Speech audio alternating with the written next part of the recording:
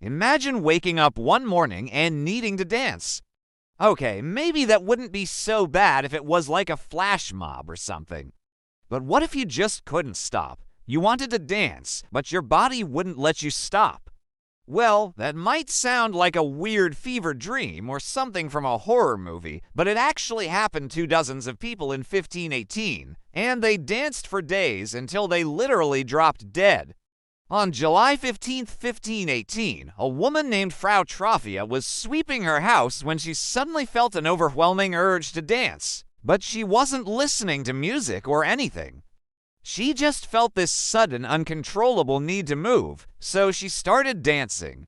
And yeah, we all know what they say about things like that. Once you start dancing, you can't stop. But that wasn't the case for Frau Troffea. She kept dancing and dancing until July 20th, when she finally collapsed from exhaustion. But while she was dancing, something really weird was going on because according to those who witnessed it, she didn't look like she was having fun. In fact, she looked pretty miserable, and she would have kept dancing, but she passed out before she could finish. Now, normally, we might just chalk this up to some random medical condition, but this is where things get weird because Frau Troffea isn't the only person who experienced this. Actually, she was just the first of more than 400 people who had uncontrollable fits of dancing over the course of the next few months. So after Frau Troffea recovered from her dancing fit, she went back to her normal life in the city of Strasbourg, which was nice and peaceful at the time. And then a few weeks later, on August, she had another dancing fit. Again, she was just doing her daily routine when suddenly she felt compelled to dance.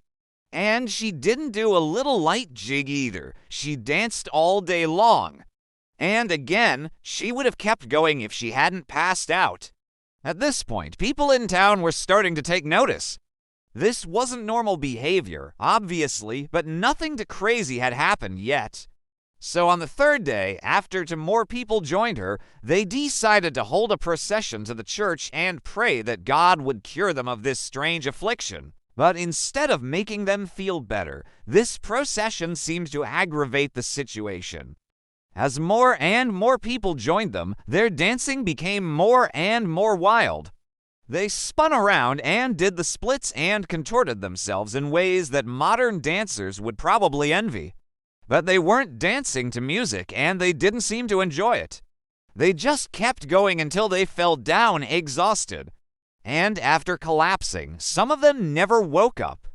And not only did these dancing fits last for hours each time, but they also kept happening over and over again. These dancing outbreaks got steadily worse over the next few months. The dancing got more frenzied and more people kept getting afflicted until there were over 400 people dancing around the streets of Strasbourg. And as they danced, they just kept collapsing from exhaustion. At least 15 people died from this. So, with all these people collapsing and dying, you would think that someone would have done something to help them. Like maybe call a doctor or a priest or a shaman, anyone to try and help. But most people just stood by and watched. Most people thought that this was some kind of divine punishment. So they just stood by and watched as the dancing continued. Now, a lot of historians will tell you that this outbreak of dancing was caused by mass hysteria. And yes, that would make sense. We know that stress can sometimes manifest itself in weird physical symptoms. But what could have caused so much stress? Well, some historians attribute this to socioeconomic factors. At the time, Strasbourg was suffering from overcrowding, poverty, and a shortage of food and resources. So that makes sense. There was a lot of stress going around. But others believe that there may have been a more immediate cause for the dancing plague, something in the form of rye poisoning. See, rye is a type of grain that's often used to make bread. And in 1518, a fungus called ergot infected the rye crop. Now, ergot poisoning has similar symptoms to a disease called ergotism, which causes hallucinations, convulsions, and uncontrolled movements. And although we don't know if the rye that was consumed in 1518 was contaminated with ergot, it's certainly possible that it was, especially since rye poisoning can be acute and chronic. So here's how it could have gone down. People ate contaminated rye, which gave them chronic ergotism. Ergotism can cause neurological problems like involuntary movements, which is basically uncontrollable dancing. Now, we don't know for sure whether or not the dancing plague was caused by rye poisoning, but we do know that ergot poisoning can cause symptoms similar to those described in 1518, not to mention that during the Middle Ages, there was already a balding epidemic attributed to ergot poisoning. So it seems plausible that a similar thing could have happened in 1518. Either way, we don't know for sure why the dancing plague happened, but we do know that it kept going until September when a man named John Kunz decided to step in and help. He was the city's leading physician, and he knew something had to be done. So he decided to use a treatment that had worked for him in the past: music. As the story goes, Dr. Kunz played some music that had a steady beat and everyone started following along. At first, this made the dancing even more frenzied and more people joined in. But eventually everyone got tired and stopped. Of course, this doesn't mean that the dancing was over, because every time they tried to stop, they just started again.